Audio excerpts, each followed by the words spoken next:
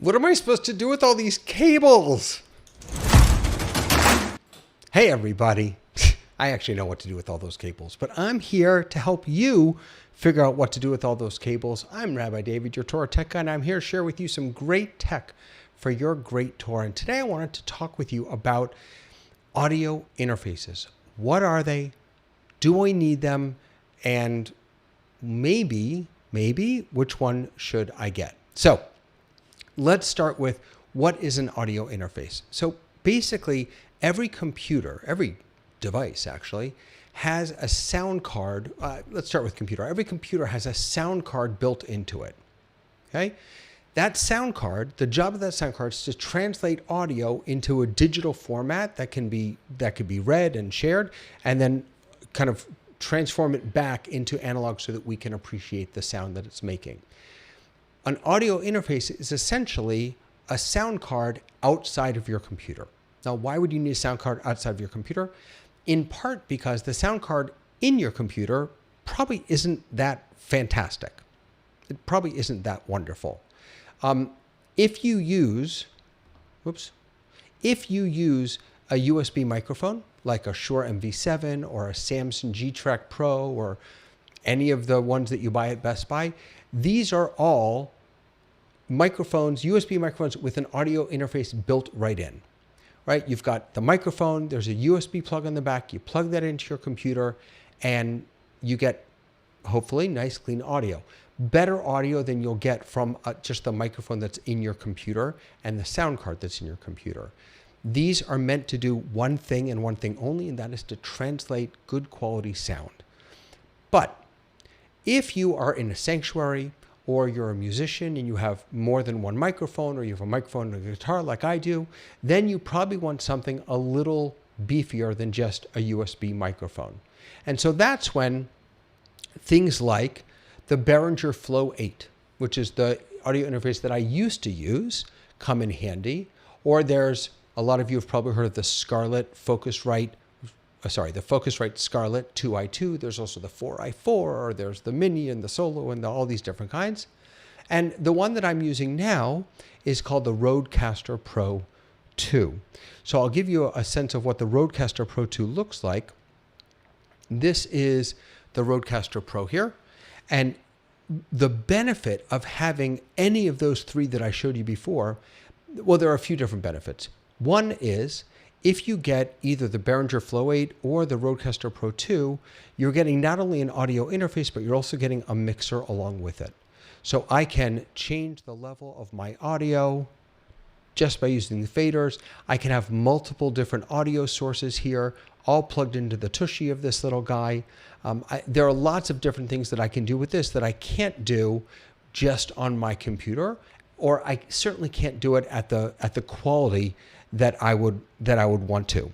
So you're getting quality in an audio interface better than the sound card that's in your computer, and you're getting flexibility. And that really, to me, that's sort of the key piece of this, is that if I am running a service, again, with a guitar and a microphone, or if I have two microphones for the cantor or the rabbi, or if I'm teaching a class and I have multiple sources of audio that I want to bring in, if I'm playing a video or I'm playing some audio files, I want to be able to have one centralized place to bring that all together, to route all of that audio, and then send it into Zoom or send it out to YouTube or Facebook or wherever it's supposed to go.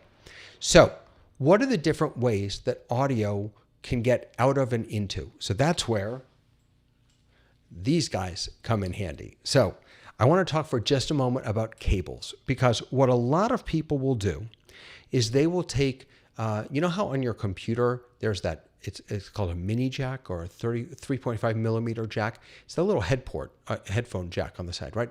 What some people do is they'll take that, they'll plug a cable into that, and then on the other end of the cable, they'll turn it into one of these, which is, you can't see that, I have to go like this. You'll see one of these, which is a 1/4 inch cable. And this is what will usually go into a soundboard, a mixing board, or something like that. Can you run a mixing board or your computer directly into a mixing board with this? You could. And I'm talking about an older mixer, by the way. You could. But the better way to do it is to use that audio interface. So this is called 1/4 inch or line. This is a line level. You could also use this for instrument. This guy over here is an XLR cable. This is usually used for, let me see if I can get that. There you go. XLR is usually used for microphones. So it has 3 pins on it on the bottom. And this is a balanced cable as opposed to a 1/4 inch, which is unbalanced. So 2 different types of signals. Then, of course, we have everyone's favorite USB-A. This is a USB-A cable. And the one that's taken over the world and that the EU wants Apple to only use is a USB-C cable. So USB-A and USB-C. So generally speaking, what's going to happen is you're going to have audio from, let's say, a microphone, which will use an XLR cable, that 3-pin cable. You'll have audio from maybe a mixing board, which will probably come out. The cable out of that will either be XLR or 1/4 inch, this guy here. You need to then take that signal, convert it, make it digital so that you can pass it from one source to another and then have it again change and go back to its original state. So you're going to go from your mic or your instrument or your mixer out of there using either XLR or 1/4 inch. You'll go into your audio interface. If I can, let me tilt this camera up a little bit so you can see. So right at the top here, this is my microphone that's using XLR. This is my guitar. It's using a 1/4 inch. This is you can't see it. That's another 1/4 inch. That's actually from another audio device that I have.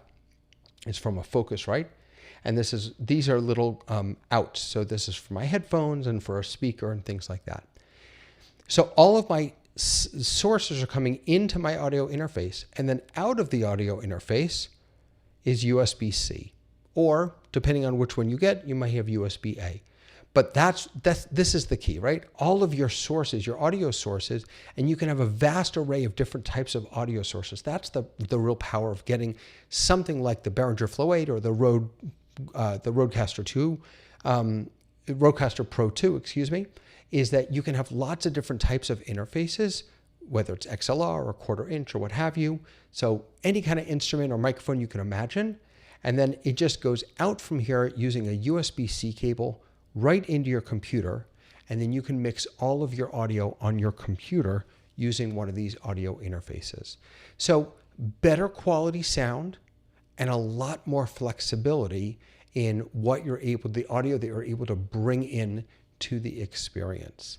When we're in a Zoom meeting and you go to, when you go to share screen and then advanced and you want to share computer audio, that's kind of doing this work internally within your computer. When I share audio into Zoom, I have it all routed through an audio interface and I can control it visually. I don't have to click around or anything. I can just control it with a slider or a mute button and it's good to go. So if you are in a sanctuary and you have a mixer that you just have plugged from a 1/4 inch plug right into your computer, you need to go out and grab an audio interface. It really will make a difference. If you have a larger mixer or larger setup, your mixer may already have built into it an audio interface. It may have a USB out on the back and you can just take that and plug that right into your computer and you're good to go. Good goes on to hay. If it doesn't, or if you are in a larger setting, you might need a little more robust. The ones that I'm showing you here, these are really sort of for 1 or 2 or 3 people, right? If you're doing a podcast or if you're doing a small service with just 2 or 3 people, these will work fine. Once you get into larger productions, then you're going to need something a little more robust than this.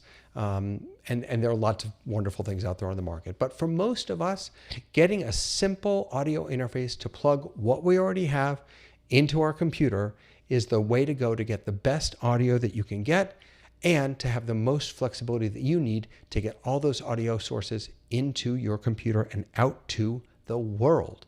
Speaking of out to the world, that was a terrible segue, but nonetheless, I want to invite you to join me over at TorahTechGuy.com join me over at TorahTechGuy.com. I'd love to welcome you there. I have lots of resources there, helpful guides. I'm actually working on something now, which I'm kind of excited about. It's, should I say it? I don't know. I'm not going to say it yet. But something exciting is coming that I'm working on, and I'm really looking forward to getting it into your hands. That's all I got for you today, my friends. Go out, grab yourself an audio interface if you don't already have one. If it's just you and your voice, get yourself a USB microphone. They all have that audio interface built in. You'll get the best quality sound you can possibly get. That's all I got for you, my friends. I will see you next time on Torah Tech Tips. Bye.